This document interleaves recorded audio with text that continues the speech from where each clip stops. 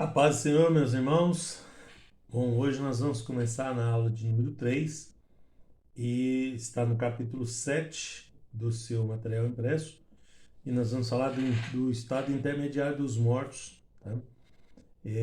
Então, como existem várias interpretações, né, para evitar a confusão de ideias acerca do estado intermediário dos mortos, nós devemos aliar essa doutrina, né? Devemos dar uma estudadinha aí. Bom, primeiro sobre a vida depois da morte, né? São vários os argumentos que reforçam a doutrina bíblica sobre a vida após a morte, tá? Temos primeiro o argumento histórico, né? Se a questão da vida após a morte estivesse fundada apenas em teorias e conjecturas, né, filosóficas, né, elas já teriam há muito desaparecido. Tá? Mas temos provas da crença da imortalidade da alma que estão impressas na própria experiência humana. Tá? Temos também o argumento teleológico. O argumento teleológico procura provar que a vida do ser humano tem uma finalidade, além da própria vida física, é claro, né? Então tem algo que vai além da matéria, dos nossos corpos, é a parte espiritual do homem, né? E quando Jesus aboliu a morte e trouxe à luz, né, a vida e a incorrupção, estava de fato desfazendo a morte espiritual e estava concedendo a vida eterna, a imortalidade, tá? Que está em 2 Timóteo, capítulo 1, verso 10. A vida humana tem uma finalidade superior, né? Tem uma razão de ser, tem um desígnio, né? E temos também o argumento moral, né? Que tem um governador moral dentro de nós, de cada ser humano, que é chamado de consciência. E ela rege as ações do homem, né? Sua existência dentro do espírito humano indica a sua função interna, né? Como dentro da pessoa, um sensor moral que é aliado à soberania de Deus, né? A soberania de Deus colocou esse dispositivo dentro do homem justamente para que ele soubesse dessas coisas. Uma das coisas é que a alma dele é imortal.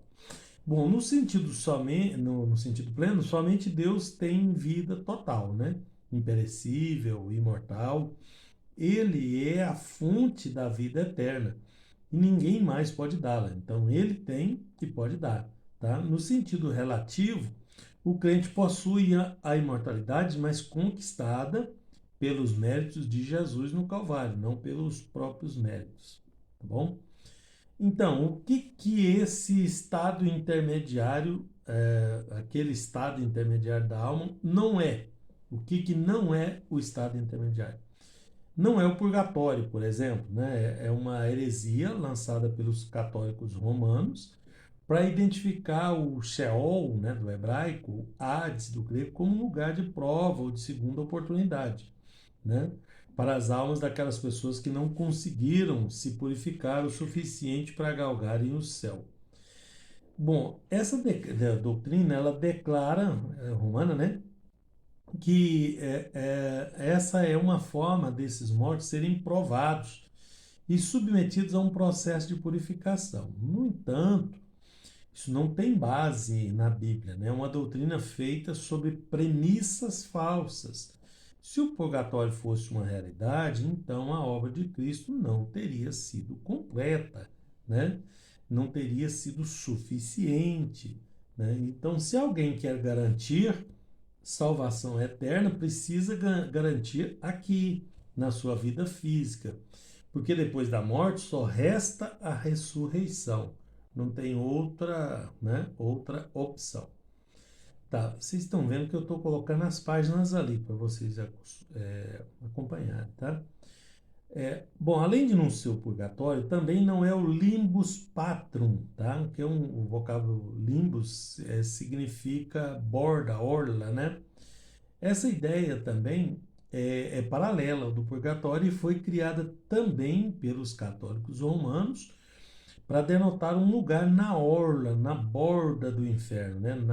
Nas mediações do inferno.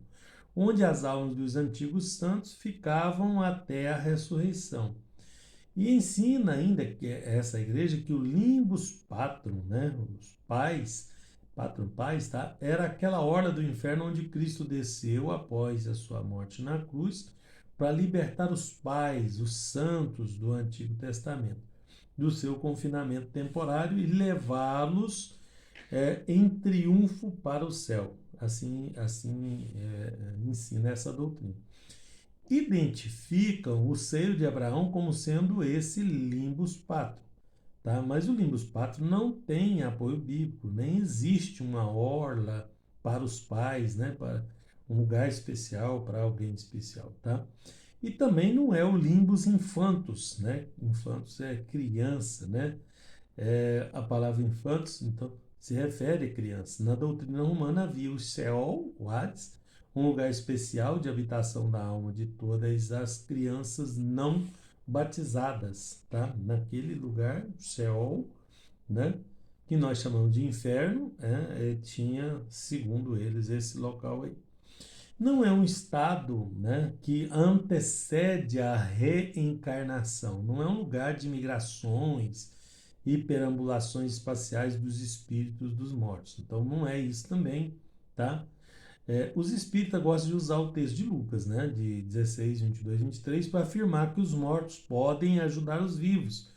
Mas Jesus declarou, ao ensinar sobre o assunto, que era impossível, né, que Lázaro ou algum outro morto que estivesse no paraíso saísse daquele lugar para entregar uma mensagem aos familiares dos ricos. Então não tem essa possibilidade, tá? Veja, página 88 ali, tá? Os espíritas usam também equivocadamente João 3,3 para defender a doutrina da reencarnação. Vários textos bíblicos anulam essa falsa doutrina, tá? João 3,3 fala de, né, que Jesus respondeu e disse: na verdade te digo que aquele que não nascer de novo não pode ver o reino de Deus. Esse nascer de novo aí, né, eles defendem a doutrina da reencarnação. Mas olha Hebreus 9, 27. Como aos homens está ordenado morrerem uma só vez, vindo depois disso o juízo. É um dos textos que refutam essa circunstância aí, tá? Tá bom, então sabemos o que não é. Então, mas o que é o estado intermediário?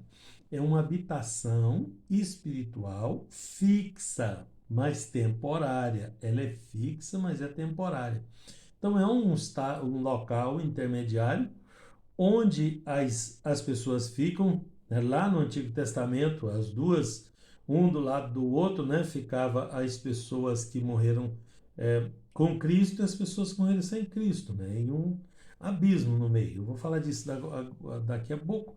Tá? Então é um lugar de espera, porque ainda haverá algumas outras atividades, né, para esse pessoal da igreja e para esse pessoal que foi condenado, vai ficar esperando até o dia do juízo. Então, isso vai acontecer, a ressurreição deles, eles vão ter a ressurreição, a gente vai falar disso, depois do milênio, né, para essas pessoas que estiverem nesse local intermediário. Daí sim, depois do juízo final, é que vão para um lugar definitivo. Então, esse lugar aí é fixo, mas temporário, tá? Que é o estado intermediário. Biblicamente, o estado intermediário é um modo de existência do espírito entre a morte física e a ressurreição final do corpo. Do espírito, porque o corpo morreu, foi sepultado e o espírito vai para esse lugar onde vai ficar aí esperando, né, os próximos acontecimentos. No Antigo Testamento, esse lugar é identificado como Seol, Sheol, tá? Do hebraico, tá? E no Novo Testamento é como Hades, do grego, né? Que é a mesma coisa né, em línguas diferentes. Os dois termos dizem respeito ao reino da morte. É um lugar espiritual, porque ele vive onde os espíritos vivem ali, né, dos mortos, que habitam fixamente, né, não podem sair de lá, até que seus corpos sejam ressuscitados para a vida eterna ou para a perdição eterna. Então, as duas classes, os que vão para a vida e os que vão para a perdição eterna, estão ali, tá? Não no mesmo lugar, né? Em lugares diferentes que a gente vai ver. É um lugar de consciência, tá? De consciência ativa, de ação racional, um lugar que tem, né, ação racional, de raciocínio. Segundo Jesus descreveu esse lugar, o rico e Lázaro participam de uma conversação, né, no Seol, Hades, estando apenas em lados diferentes. O rico morreu, foi para um lado, Lázaro morreu, foi para o outro, mas ali eles se comunicaram, tá? O apóstolo descreve o que tange aos salvos como um lugar de comunhão com o Senhor, tá? O lugar dos salvos, o lado dos salvos como um lugar de comunhão com o Senhor, está aí nesses textos bíblicos, tá? A Bíblia o denomina como um lugar de consolação, seio de Abraão ou paraíso, tá? Que estão nesses versículos aí também. Se fosse um lugar neutro para os espíritos dos mortos, não tinha razão para Jesus identificá-lo com esses nomes, né? Seio de Abraão, lugar de consolação, né? Então, né, não fazia sentido colocar esses nomes se fosse um lugar, né, onde ficasse inativo, vamos dizer assim. Da mesma forma, um lugar de tormento não teria razão de ser se não tivesse consciência, né? Se não tivesse consciência, não tinha, né? Não tinha razão de ser um lugar de tormento. O nome lugar de tormento, né? Se é lugar de tormento, tem que ter consciência, tá? Bom, então esse Sheol Hades, antes e depois do Calvário, depois de Jesus, né? Que eu falei que ia falar para vocês. Antes do Calvário, o Sheol dividia-se em três partes distintas, né? Essa habitação provisória e fixa dos mortos, né, é ilustrada por um círculo dividido em três partes, né? A primeira parte é o lugar dos justos, chamado paraíso, seio de Abraão, lugar de consolo. A segunda parte, do outro lado, é a parte dos ímpios, denominado lugar de tormento. A parte do meio, né, fica entre as duas partes, né, é identificada como um lugar de trevas, um lugar de prisões eternas, tá? Um lugar de abismo, a porta do poço do abismo que fala aí nos textos bíblicos, tá? Nessa terceira parte foi aprisionada aquela classe de anjos caídos, o qual não sai desse abismo senão quando Deus permitir isso nos dias da grande tribulação, tá? Então não tem qualquer possibilidade de contato com esses espíritos caídos que são habitantes do poço do abismo, tá? Bom, depois do Calvário, isso antes do Calvário. Então temos aí o lado dos salvos, o lado dos condenados e no meio aquele lugar de trevas, da prisão de cadeias eternas, é um poço do abismo, um lugar de trevas. Mas depois do Calvário houve uma mudança nesse mundo dos espíritos, né? Dos mortos, após o evento do Calvário. Eu não vou ler os versículos porque leva um pouco mais de tempo e vocês vão ter tempo de ler. Então, pega esse material e leiam todas essas referências, tá? Então, quando Cristo enfrentou a morte e a sepultura e venceu as duas, ele efetuou uma mudança radical lá nesse local, nesse Hades. A parte do paraíso foi elevada, transladada para o céu, para o lugar chamado terceiro céu, no 2 Coríntios 12, do verso 2 ao 4, tá? A presença de Deus, mais próximo de Deus.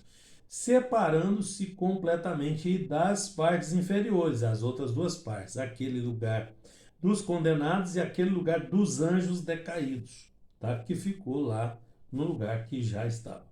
Somente os justos gozam dessa mudança, de ir lá para próximo de Deus, para a esperança pelo final, quando esse estado temporário vai se acabar. E viverão para sempre com o Senhor num corpo espiritual ressurreto, tá? Essa doutrina bíblica fortalece a nossa fé ao nos dar segurança acerca dos mortos em Cristo. É a garantia de que a vida humana tem um propósito elevado, né? Além de renovar a nossa esperança de estar sempre com o Senhor, tá? Então, o estado intermediário é uma doutrina importante para nós. Amém? Continuando, capítulo de número 8, tá? A ressurreição dos mortos.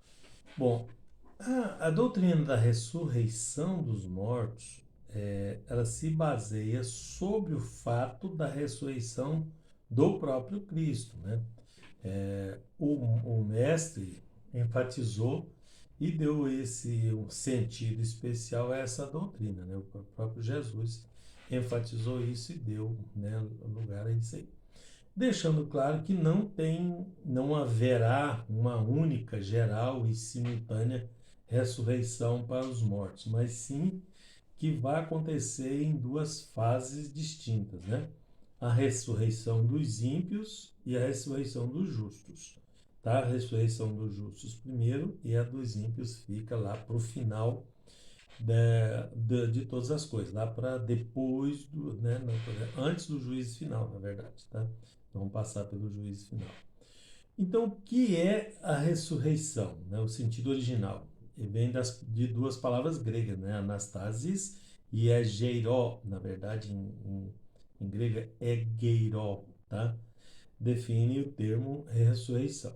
Né? Elas claramente indicam tornar a vida, né? Voltar à vida, levantar-se, erguer-se, despertar, acordar, mas todos esses sinônimos aí, tá?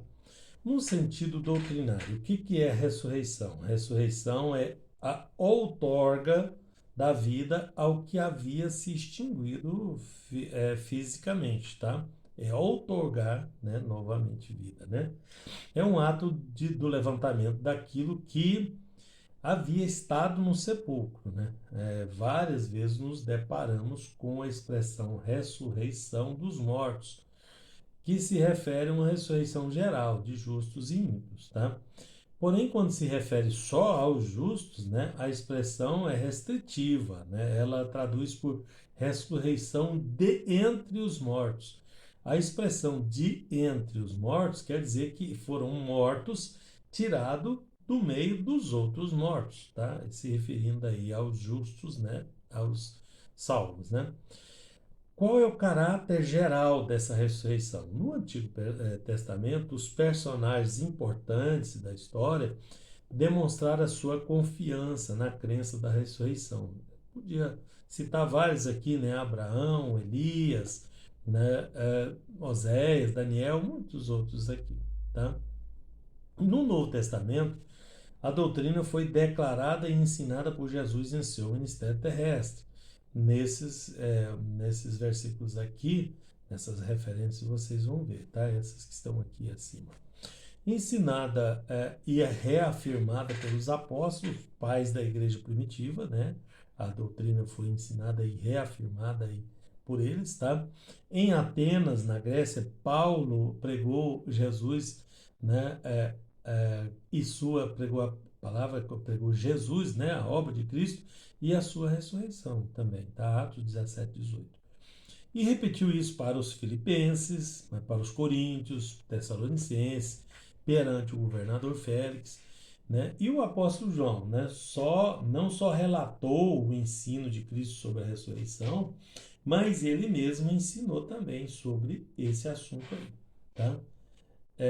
Alguns exemplos bíblicos de ressurreição literal, né? No Antigo Testamento, a história dramática da ressurreição do filho daquela mulher sunamita, lá pela oração do profeta Eliseu, né? Um grande exemplo disso.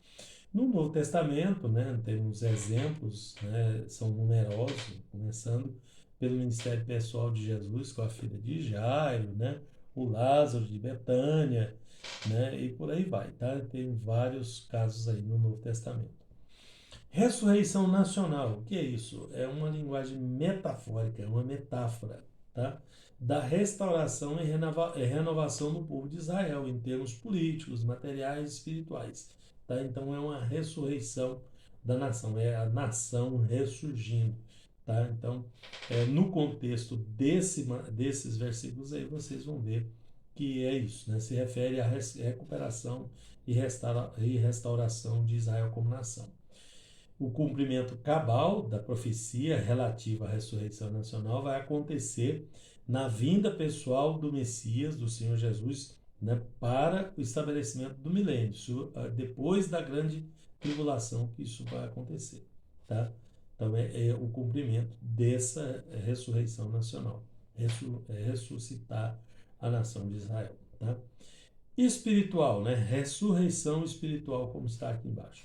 Refere-se também metaforicamente, também uma metáfora, e a um renascimento espiritual dos que estavam mortos, né, em seus delitos e pecados, como Efésios 2:1, e foram vivificados espiritualmente, como está em Romanos 6:4, tá? No sentido literal dessa ressurreição, no que tange a ressurreição corporal, né? Porém, o aspecto físico da ressurreição diz respeito aos corpos levantados das sepulturas, os quais sofrerão uma metamorfose, uma transformação, tá? Metamorfose do grego é transformação. Isso é uma transformação físico, do físico para o espiritual. Física, né? Ressurreição física. Precisamos distinguir o tipo de ressurreição, esse tipo aí, por dois ângulos, né? O temporal e o escatológico. No sentido temporal, pessoas morreram, foram sepultadas pelo poder de Deus, ressuscitaram, mas depois voltaram a morrer, tá? No sentido escatológico, tanto justos como ímpios vão ressuscitar fisicamente. Os justos vão dos seus sepulcros para a vinda do Senhor, né? Para o momento da vinda, vou falar disso. Os ímpios vão se levantar com os santos, mas no fim de todas as coisas, lá no juízo final, depois do milênio, depois de mais de 1000 anos ainda, tá? Mas os justos, esses vão ressuscitar antes da grande tribulação. É o próximo evento esperado pela igreja.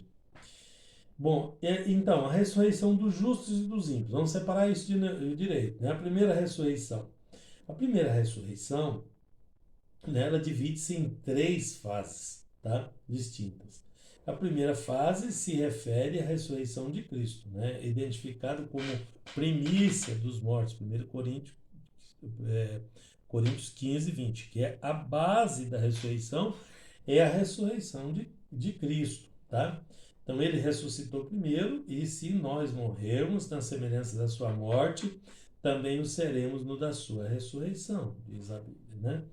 A segunda fase se refere à ressurreição dos mortos em Cristo, que vai ser um chamamento especial na volta, né, sobre as nuvens. Então, na vinda, né, nessa vinda de Jesus, na segunda vinda, porque a primeira vinda foi quando ele nasceu de uma virgem e tal, viveu 30 anos, né, 33 anos no mundo, aquilo foi a primeira vinda. A segunda vinda, ela também vai acontecer em fases. A primeira fase da vinda, ele vem só até nas nuvens, antes da grande tribulação. Depois de 7 anos, aí sim ele vem, depois da grande tribulação, ele vem para que todos vejam, né?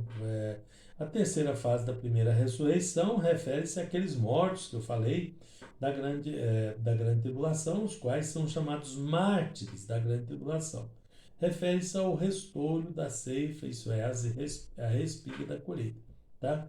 É claro que vai ter uma outra ressurreição diferente, né, dos ímpios, mas aqui nós estamos falando da ressurreição dos salvos. Primeiro, a de Jesus, que é a base de todas, depois a dos crentes, né, dos que morreram em Cristo, e terceiro, daqueles que forem martirizados durante a grande tribulação, que vai ser uma morte, uma coisa terrível, a mortandade que vai acontecer.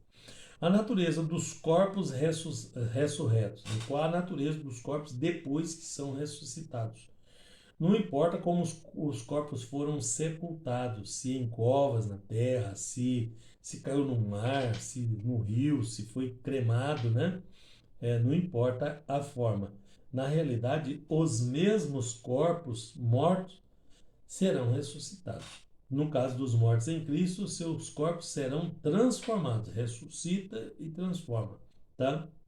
Iguais ao corpo ressurreto de Cristo, tá?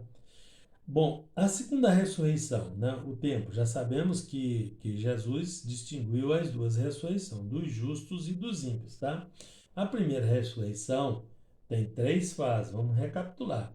Primeira ressurreição, três fases, a de Cristo, a dos crentes, dos que morreram em Cristo, e a dos mártires da grande tribulação. Três fases, primeira ressurreição. Segunda ressurreição é a dos ímpios, aquela que eu falei que vai acontecer lá na frente, tá? Então a Bíblia separa essas ressurreições, né?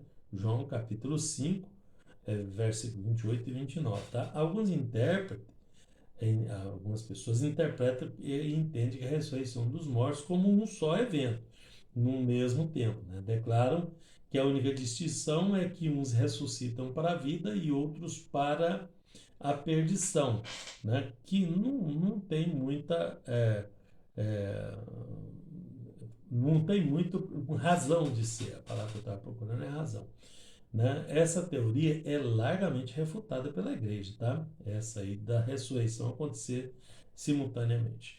Na verdade, o tempo da segunda ressurreição vai acontecer no fim de todas as coisas, depois do milênio, né? Haverá então aí o juízo final entre, né, diante aí do grande trono branco, né? E aí lá é que ressuscita os ímpios, tá? Mesmo para os pós-tribulacionistas, ainda fica muito longe, ainda falta mais 1000 anos, né? Então, ressuscitar junto com os salvos fica fora de cogitação nesse caso. A natureza dos corpos ressuscitados dos ímpios, dos crentes, já sabemos, vai ressuscitar e receber um corpo transformado em glória, né? Um corpo glorioso. Né? Já o processo, né, vai ser de ressurreição é o mesmo, né, do justo, a ressurreição dos ímpios, mas os corpos, né, todas as partículas vão ser reunidas, transformadas em corpo espiritual, mas sem qualquer glória, né, sem aquela parte gloriosa. A semelhança dos justos no Hades, né, os espíritos vão se unir aos seus corpos sepultados para serem julgados por suas obras, tá?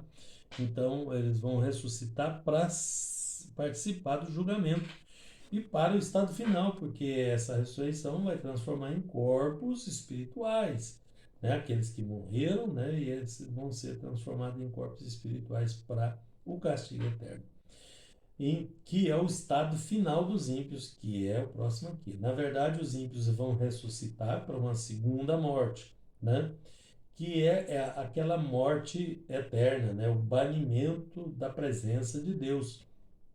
Esse banimento implica que todos os ímpios serão lançados no Guiena, chamado Lago de Fogo, tá? Que arde continuamente com um fogo que não apaga. É um tormento eterno. É um lugar terrível que até o Sheol, até o inferno será jogado nesse lugar. Então, é um lugar de castigo eterno, vamos dizer assim, tá? Bom, concluindo esse assunto da ressurreição, a esperança da igreja está baseada na ressurreição de Cristo. A base é a ressurreição de Cristo, por isso que começa por ele. Sua morte e sua ressurreição são a garantia total de que ele voltará, né? É assim que a igreja do Senhor crê. Bem, vamos lá, capítulo 9. O arrebatamento da igreja. Falamos do estado intermediário, falamos da ressurreição. Agora vamos ao arrebatamento da igreja, né? Bom, quando a Bíblia fala da vinda do Senhor Jesus, o assunto aparece como um só evento, né? Mas no contexto doutrinário tem duas etapas, né, da vinda do Senhor Jesus. A primeira ele vem invisível para o mundo, como eu comecei a falar ali atrás, que é o arrebatamento da igreja. Ele vem até nas nuvens e recolhe a sua igreja. Já a segunda, depois da grande tribulação, ele vem visível para todo olho verá, tá? Em glória, ele vem para governar, ele vem como rei, ele vem como Israel esperou na época da sua vinda. Eles esperavam um rei coroado, com exército e toda aquela coisa. Isso vai acontecer na segunda fase da vinda, do arrebatamento, né? Da sua vinda. E a primeira fase é no arrebatamento, e a segunda é depois da grande tribulação. Bom, tem algumas escolas de interpretação desses eventos aí. Eu já vou adiantando para vocês que a nossa interpretação ela é histórico-gramatical. Ela é o que o texto está dizendo. Não cabe alegorias, né? Alegoria é você pegar uma coisa para significar outra e faz uma interpretação em cima daquilo. Na verdade, a interpretação bíblica ela não pode depender de homens, de pessoas, porque onde tem homens tem falhas. Imagina se eu interpretasse de um jeito e você interpretasse de outra forma, né? Qual é a que estaria certa? A minha interpretação ou a sua? Então, para o texto bíblico não cabe esse tipo de coisa, não. A interpretação é uma só, ela é simples e ela é o que quer dizer mesmo, exatamente o que está dizendo, tá bom? E dá para a pessoa entender isso, né? Dá para a pessoa compreender isso sem ter que fazer interpretações alegóricas. Rejeitamos interpretações alegóricas, tá? Bom, tem três escolas distintas de interpretação desse assunto aqui do arrebatamento da igreja, tá? Temos a pós-tribulacionista, essa interpreta que a igreja remida de Cristo vai passar pela grande tribulação, né? Também. A segunda diz que ela é midi-tribulacionista, no meio da tribulação, né? E que a igreja entrará no período da grande tribulação, aquele primeiro período de 3 anos e 6 meses, quando, né, vai ter uma aparente paz, e quando for para começar a grande tribulação, na segunda metade, é que a igreja seria arrebatada. Tá? E tem os pré-tribulacionistas. Né? Quem são os pré-tribulacionistas? Né? Primeiro vamos começar entendendo essa escola com as palavras de Paulo, né? Aos Tessalonicenses. Ele escreveu: porque Deus não nos destinou para a ira, mas para a aquisição da salvação por nosso Senhor Jesus Cristo. Então, por isso, entendemos que o arrebatamento da igreja ocorrerá antes que se inicie o período da grande tribulação. Então, pré-tribulacionistas somos nós que cremos que o arrebatamento da igreja ocorrerá antes que se inicie a grande tribulação. Por isso eu disse que o próximo evento que esperamos é o arrebatamento da igreja, tá? É o próximo evento que a igreja espera, evento mundial escatológico, né, que estamos esperando. É uma interpretação que honra as Sagradas Escrituras e se ajusta devidamente à esperança da volta do Senhor nos ares, que está naqueles textos que nós vimos ali atrás. Tá?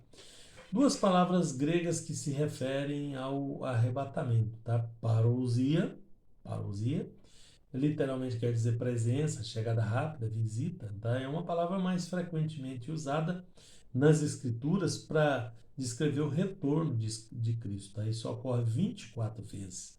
Né? A parousia é abrangente e pode se referir tanto à vinda de Cristo para a igreja como para o mundo, né? Porque ele também vem para o mundo para julgar, né? E a outra palavra é epifaneia. Epifaneia literalmente significa manifestação, vir à luz, resplandecer ou brilhar, tá? É o sentido mais específico, porque se refere especialmente à vinda de Jesus sobre as nuvens, tá? É a volta pessoal de Cristo à Terra, que acontecerá com uma manifestação visível e gloriosa. Isso se refere à Epifaneia, tá?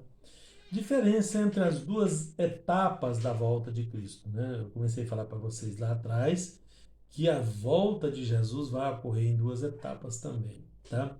No arrebatamento, Cristo virá até as nuvens, né? 1 Tessalonicenses 4,17, de modo invisível para os descrentes. Porém, né, ele vai vir para os seus santos, visível para os santos, porque ele vai arrebatar os seus santos a ele nos ares, tá? Nesse primeiro evento, Cristo, pelo poder da sua palavra, com a voz do arcanjo, vai arrebatar num abrir e fechar de olhos a igreja remida pelo seu sangue. O segundo evento da volta de Cristo vai acontecer no final dos 7 anos da grande tribulação. E esses 7 anos, que é um período especial visando o povo de Israel, porque é a última semana do povo de Daniel, tá? Porque falta uma semana, nas 70 semanas de Daniel, a gente vai falar sobre isso nesse material ainda mais adiante, quando ele vai destruir o domínio do anticristo e vai instalar o seu reino de 1000 anos, seu reino milenial. Quem são os participantes do arrebatamento da igreja? O próprio Jesus diz, né? Diz a Escritura, porque o mesmo Senhor descerá do céu. O apóstolo Paulo dá ênfase ao senhorio de Jesus conquistado no Calvário quando diz o mesmo Senhor, né? Está honrando Jesus aqui. Os vivos em Cristo e os mortos salvos receberão a ordem de comando do próprio Senhor Jesus Cristo, tá? O arcanjo, né? Sobre o arcanjo, a tradução do texto diverge na forma, mas não anula o fato, né? Conforme está escrito, a voz do arcanjo, ou com voz de arcanjo, né? 1 Tessalonicenses 4,16. Que o texto de Daniel indica que o arcanjo Miguel vai participar do evento da segunda vinda de Cristo, tá? Bom, a segunda vinda é essa, que ocorre em duas etapas, que eu já disse, né? Os mortos em Cristo, naquele dia, né? Os mortos em Cristo e os vivos em Cristo ouvirão a voz do chamamento da trombeta pelo arcanjo num abrir e fechar de olhos. Esse abrir e fechar de olhos se refere a urgência e a rapidez que isso vai acontecer, tá? É só para a gente entender que isso vai acontecer bem rápido. E os elementos especiais do arrebatamento, quais são? Primeiro, o elemento surpresa. É rejeitado por alguns grupos que entendem que não haverá dois elementos distintos. Tem uns que falam que até já houve e tal, aquela coisa toda, né? Mas o arrebatamento da igreja é a vinda pessoal de Cristo, tá? Se para alguns a ideia da surpresa é rejeitada, a grande maioria dos cristãos prefere o que declara as Escrituras e que destaca o elemento surpresa, tá? Nesses versículos que estão anotados aqui.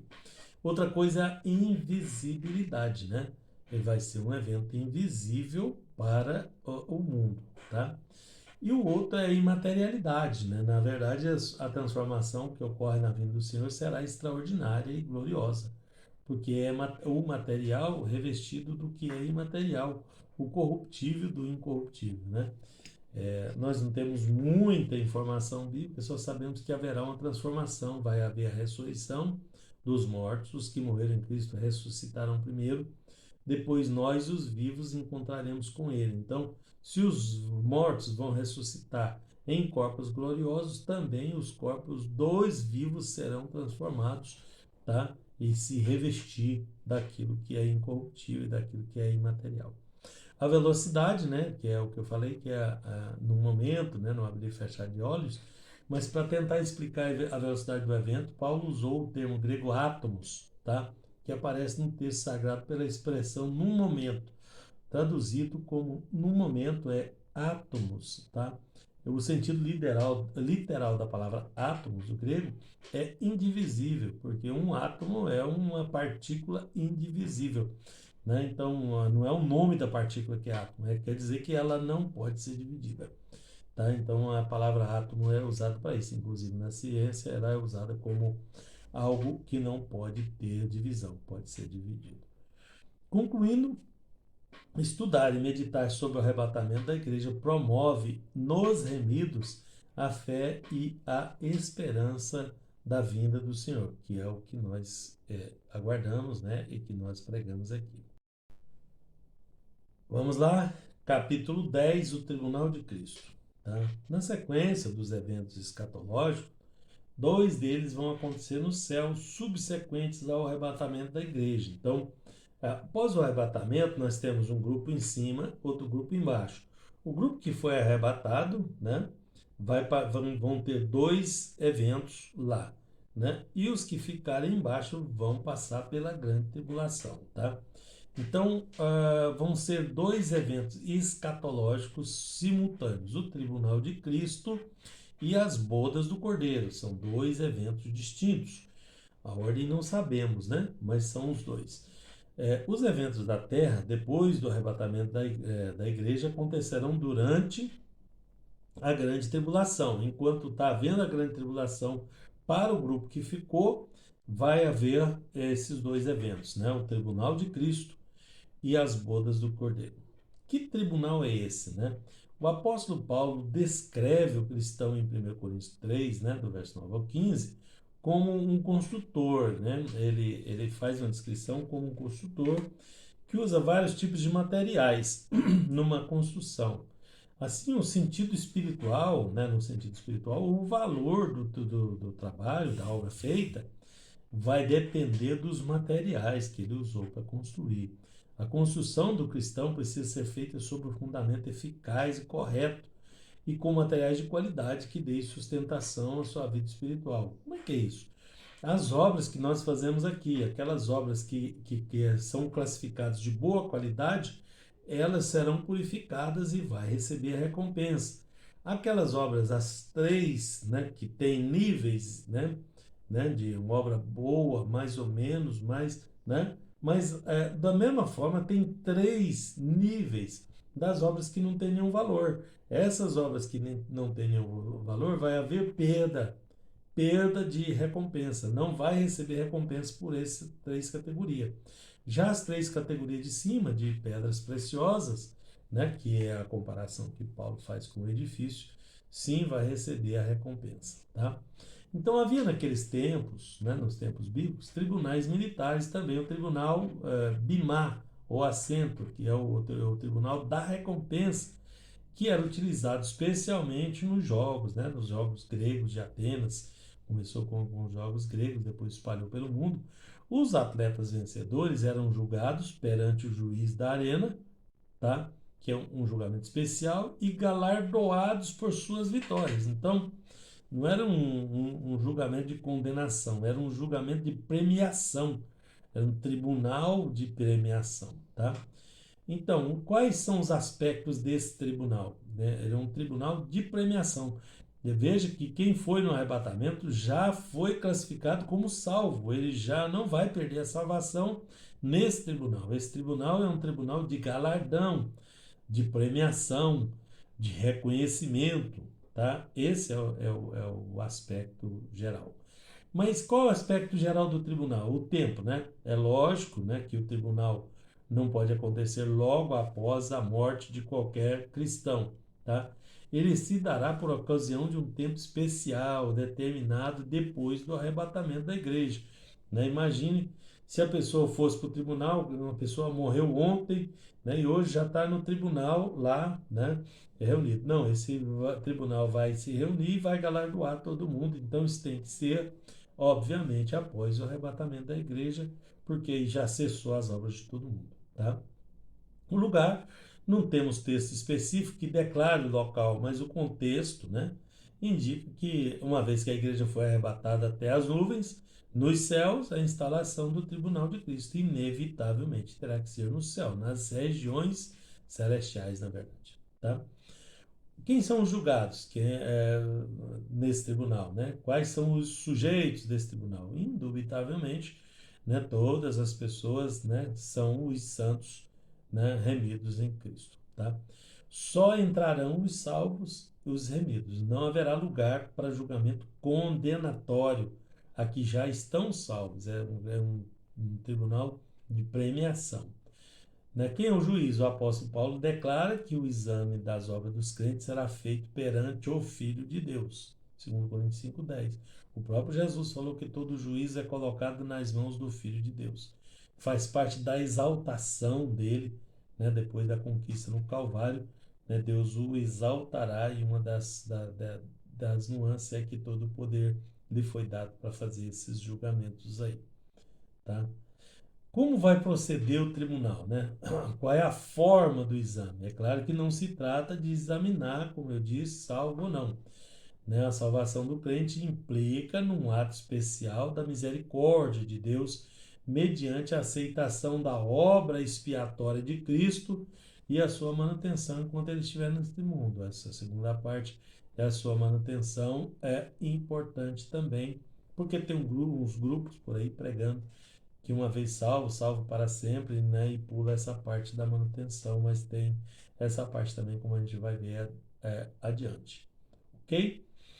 Qual que é o exame final do tribunal de Cristo? No texto de 1 Coríntios, capítulo 3, né, está declarado que há dois resultados para esse exame do tribunal.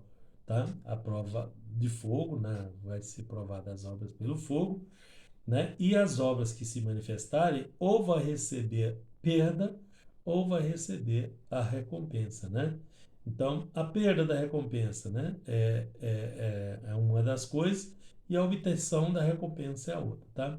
As obras feitas por impulso, para ostentação da carne, não vai suportar o fogo né, do julgamento, por mais bonitas que sejam, não foi achado valor nelas, tá? Então, perda de recompensa, que é as três do exemplo de Paulo, do grupo de baixo.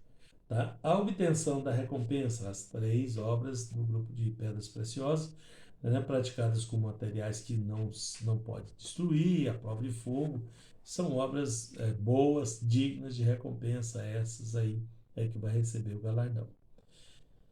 Tipo de recompensa. Bom, no Novo Testamento usa uma linguagem especial. Nos tempos do primeiro século, da era cristã, relativa ao tipo de galardão que os vencedores das Olimpíadas romanas eles recebiam como prêmio, né? Naquela época tinha coroas, né? Coroas de vários materiais representando o tipo de vitória conquistada por aqueles vencedores, parecido com como hoje, né? Porque além de premiação, outras eles recebem uma medalha de ouro, de prata, de bronze, né? Mais ou menos isso. Só que lá não era uma medalha, era uma coroa, tá?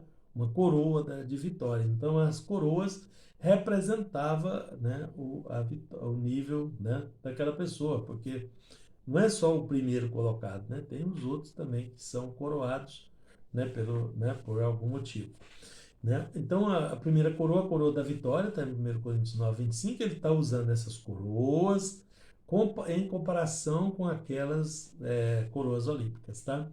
A vida cristã se constitui numa batalha espiritual com três inimigos terríveis, né? A carne, o mundo e o diabo, e essa coroa, a coroa da vitória, é denominada também como uma coroa incorruptível, porque se refere à conquista do domínio do crente sobre o velho homem. Né?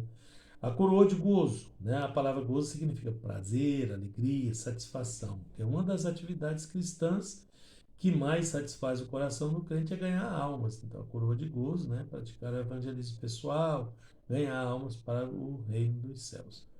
Depois vem a coroa da justiça, né? Em Timóteo, né? Um dos prêmios dos fiéis, dos trabalhadores da fé, dos combatentes do Senhor, os quais, vencendo, tudo esperam na sua vinda, né?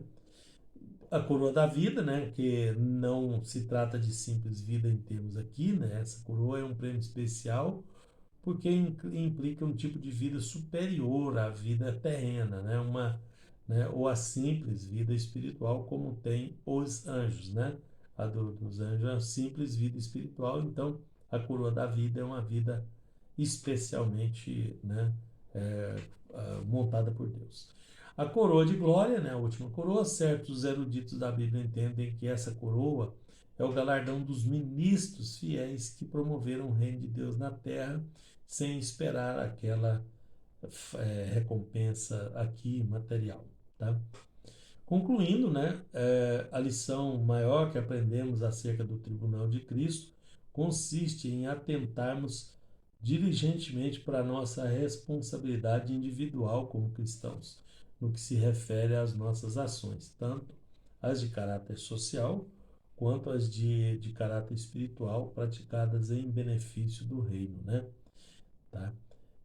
Ainda temos as bodas do Cordeiro, vou incluir junto aqui, né? A ceia das bodas do Cordeiro é a expressão máxima da relação entre Cristo e a sua igreja. É a figura do casamento do esposo e da esposa que aparece na Bíblia em várias passagens. Bom, vamos voltar ali no tempo. Vai acontecer o arrebatamento, o grupo dos arrebatados vão para cima, né? E o grupo dos não salvos ficam embaixo. Os de cima vão ter 7 anos, porque é o tempo da grande tribulação embaixo, é o tempo das atividades em cima. Primeira atividade em cima, tribunal de galardão. Segunda atividade pode ser trocada, não sabemos a ordem exata, né? As bodas do Cordeiro, que é a Santa Ceia, né? Que é a ceia geral. Aqui é a ceia do Senhor, né? Porque essa ceia é só para lembrar aquela que é a ceia de verdade, tá? Essa daqui é só uma lembrança, só uma mnemônica, né? Muitos chamam essa aqui de Santa Ceia. Eu prefiro chamar de ceia do Senhor, como está na Bíblia, porque eu tenho que me lembrar que a ceia mesmo não é essa. É a outra, aquela ali é só uma lembrancinha, um cálicezinho para lembrar que vai ter as bodas do Cordeiro. Tá? Essa ceia que nós participamos aqui aponta para a ceia final lá. Tá? Então, a ceia da boda do Cordeiro é a expressão máxima da relação de Cristo e a sua igreja. tá? É como o casamento, é comparado ao casamento. Tá? Por isso é chamado de bodas, inclusive, igual ao casamento. Tá? Então, a analogia correta da parábola do casamento, né? Fundo histórico. Jesus ilustrou o seu ensino utilizando-se do costume para o casamento oriental, tá? Depois de feitas as cerimônias religiosas, começava a celebração festiva do casamento. A festa podia se prolongar por vários dias, dependendo da possibilidade do pai da noiva. Né? Nos festejos noturnos, os convidados deviam sempre ter lâmpadas acesas. Tá? No caso da história de Jesus, o noivo atrasou, os convidados deveriam estar devidamente preparados, com azeite nas suas lâmpadas, nas suas vasilhas. Tá? Qualquer convidado sem a lâmpada era considerado um estranho e não podia entrar na festa. Né? Era um tipo de cartão de entrada ali para a festa do casamento. Então, era um costume oriental isso, tá? E aí Jesus comparou, né, com a sua vinda, né, o azeite, né, e as virgens ali, tá? As condições espirituais da esposa, né? Duas classes de crentes, os insensatos e os cautelosos. Essas duas classes são duas realidades espirituais, né, da igreja. São identificados por Jesus como as loucas e as prudentes. As loucas, né, representam os cristãos insensatos, alienados espiritualmente, né, tranquilo. São aqueles cristãos que não agem racionalmente na sua vida de fé, por isso não sabem o que estão fazendo, não têm a noção clara do que estão fazendo. Já as prudentes representam o cristão cauteloso e previdente, que mantém uma vida de vigilância espiritual, tá? Bom, o tempo das bodas, né? O sentido do clamor à meia-noite, né? O texto diz, mas à meia-noite ouviu-se um clamor. O que representa a meia-noite? É o tempo do clímax, da esperança da igreja, né? Ela é só para denotar, para mostrar que é o máximo, né? O clima máximo da esperança, tá? E características dessas bodas, é o lugar das bodas, pela ordem normal dos acontecimentos escatológicos, isso também acontece nas regiões celestiais. Quando João declarou, ouvi no céu como uma grande voz de uma grande multidão que dizia, aleluia.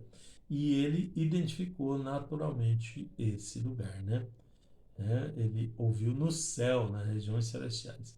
A alegria e o triunfo pelas vitórias do Cordeiro são demonstrados e em seguida surge a noiva do Cordeiro, que é a igreja, já glorificada, coroada e preparada para o glorioso casamento.